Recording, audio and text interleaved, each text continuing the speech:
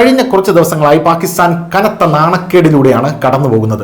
പാകിസ്ഥാനെ Balochistan liberation army Pak സൈനികരെ ഉന്നം വയ്ക്കുന്നു എന്നുള്ളതാണ് പാകിസ്ഥാന്റെ ആ നാണക്കേട്. എന്നാൽ ഇപ്പോൾ ആ നാണക്കേട് ചൈനയിലേക്ക് കൂടെ പടർന്നിരിക്കുകയാണ്. കാരണം ചൈന അവിടെ പട്ടാളക്കാരെ കൊണ്ടിറക്കിയിട്ട് പോലും ബലൂച്ച് ലിബറേഷൻ ആർമിയെ തകർക്കാനോ തളർത്താനോ ഇതുവരെ പറ്റിയിട്ടില്ല. ഒരുപക്ഷെ ആ ടെറൈൻ്റെ ഒരു പ്രത്യേകതയായിരിക്കാം അത്. അതായത് ഒരുപാട് മലകളും മലമ്പ്രദേശങ്ങളും ഉള്ള ഒരു ടെറൈൻ ആയതുകൊണ്ട് തന്നെ ചൈനീസ് പട്ടാളക്കാർക്ക് അതിനുള്ള പരിശീലനമൊക്കെ ലഭിച്ചു വരാൻ കുറച്ച് സമയമെടുക്കും. എന്നാൽ ഇവർ അവിടെ ജനിച്ചു വളർന്നവരാണ്. അതുകൊണ്ട് അവർക്ക് എങ്ങനെ ഏത് രീതിയിൽ എപ്പോൾ ആക്രമണം നടത്തണം എന്നുള്ള കാര്യം കാലാവസ്ഥാ വ്യതിയാനം എല്ലാം കൃത്യമായി അറിയാമായിരിക്കും. അങ്ങനെ ചൈനയും അവർക്ക് മുന്നിൽ മുട്ടുകുത്തുന്ന ഒരു കാഴ്ചയാണ് നമുക്ക് കാണാൻ സാധിച്ചത്. ഒരു ശ്രദ്ധേയമായ സംഭവം ഈ മാസം ബലൂചിസ്ഥാനിൽ നടന്നത് വിഘടനവാദ സംഘടനയായിട്ടുള്ള ലിബറേഷൻ ആർമി നടത്തിയ ട്രെയിൻ ഹൈജാക്ക് ആയിരുന്നു. ഇത് പാകിസ്ഥാന് വലിയ രീതിയിലുള്ള വിഷമം ഉണ്ടാക്കിയിട്ടുണ്ട്. ചൈനയുടെ CPEC പദ്ധതിയെ നിയമവിരുദ്ധമായ അധിനിവേശമാണെന്ന് വിശേഷിപ്പിച്ച അവർ അതും അടച്ചുപൂട്ടിയിട്ടുണ്ട്. ഇന്ത്യയുടെ നിലപാടാണ് അവർ ചെയ്യുന്നത് എന്നാണ്, അതായത് ഈ ഭീകരവാദം ഇന്ത്യയാണ് വളർത്തുന്നതെന്നാണ് പാകിസ്ഥാൻ പറഞ്ഞിരിക്കുന്നത്.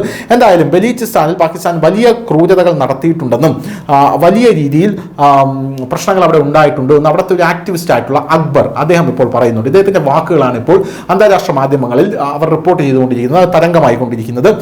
മഹ്റാജ് ബലൂച്ച് മുഴുവൻ പാകിസ്ഥാനെയും ഇളക്കി മറിച്ചു.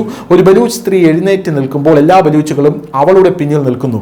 പാകിസ്ഥാൻ സർക്കാരിനോട് ഉണർന്ന് ബലൂചിസ്ഥാൻ പ്രശ്നം ശരിയായി കൈകാര്യം ചെയ്യാൻ ഇദ്ദേഹം ഉപദേശിച്ചു. പാകിസ്ഥാന്റെ ബഹുമാനം നഷ്ടപ്പെടും എന്നും ഇവർ പറയുന്നുണ്ട്. എന്തു തന്നെയായിരുന്നാലും ഇപ്പോൾ വരുന്ന സുപ്രധാനമായിട്ടുള്ള റിപ്പോർട്ട് അനുസരിച്ച് ഇന്ത്യയും ഇറാനും ചേർന്ന് ബലൂചിസ്ഥാനിലെ ഒരു സുപ്രധാനമായിട്ടുള്ള ഓപ്പറേഷൻ നടത്തും എന്നാണ് ഇപ്പോൾ ഇദ്ദേഹം പറയുന്നത്. അതായത് ബലൂചിസ്ഥാനിലെ സുരക്ഷാ പ്രശ്നമൊന്നും ഇല്ലെന്നും എല്ലാം ഞങ്ങൾ കൈകാര്യം ചെയ്യുമെന്നും ഞങ്ങൾ അവരോട് കള്ളം പറഞ്ഞു എന്നുമാണ് ഇദ്ദേഹം പറയുന്നത്. പാകിസ്ഥാനെ വിശ്വസിച്ച് ചൈന വൻ നിക്ഷേപം നടത്തി. ആ ചൈനയോടാണ് പറഞ്ഞിരിക്കുന്നത് ഇവിടെ സുരക്ഷാ പ്രശ്നമൊന്നുമില്ല, എല്ലാം ഞങ്ങൾ കൈകാര്യം ചെയ്യുമെന്ന്. പക്ഷേ ഇപ്പോൾ അവർ ഇവിടെ കുടുങ്ങിക്കിടക്കുകയാണെന്ന് അവർ മനസ്സിലാക്കി. ബലൂചിസ്ഥാനിലെ ജനങ്ങൾ പാകിസ്ഥാനെ അവരുടെ രാജ്യമായി പോലും കണക്കാക്കുന്നില്ലെന്നും അക്ബർ പറയുന്നു.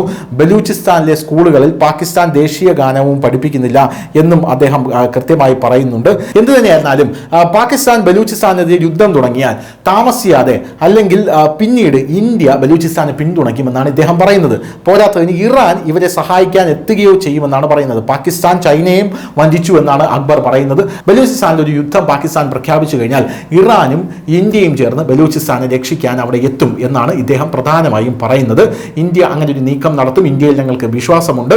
പോരാത്തതിന് ഇറാനും ഇന്ത്യയും ഒരുമിച്ച് ചേർന്നായിരിക്കും ഈ ഓപ്പറേഷനിൽ പങ്കാളികളാകുക എന്നും ബലൂച്ച് ജനത വിശ്വസിക്കും എന്നും ഇദ്ദേഹം പറയുന്നുണ്ട്. News desk news India Malayalam.